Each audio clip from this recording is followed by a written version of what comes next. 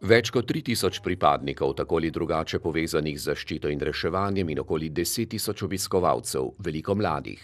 Prav slednje so želeli obveščati in ozaveščati, kaj so nesreče, kako smo nanje pripravljeni, kako jih preprečiti. Ministrica za obrambo pa je predstavila tudi resolucijo o nacionalnem programu varstva pred nesrečami v letih 2016-2022.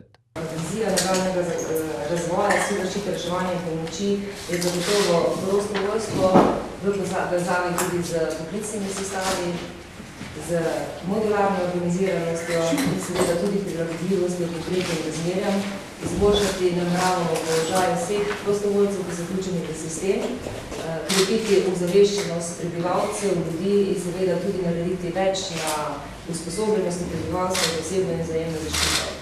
Zato sama kot prioriteto svojega dela vidim tudi vzpostavitev še boljših pogojev za usposabljanje, za izobraževanje vseh, ki so vključeni v sistem zaščite, reševanja in pomoči. Zagotovo je pri tem v prioriteti nadaljnji razvoj izobraževalnega centra na Igu, prav tako pa tudi v Sežani in v Pekrah.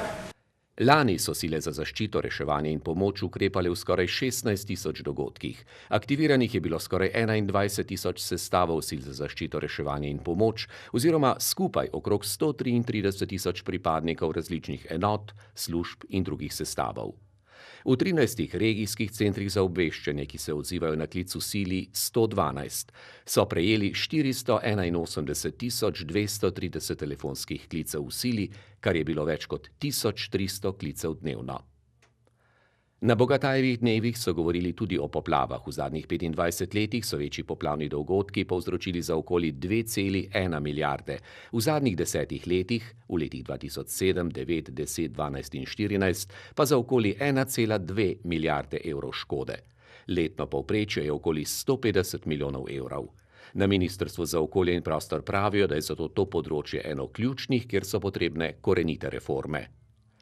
Nabor ukrepov do leta 2021 je ocenjen na okoli 100 milijonov evrov letno. Realna ocena razpoložljivih virov pa je okoli 400 milijonov oziroma 80 milijonov letno.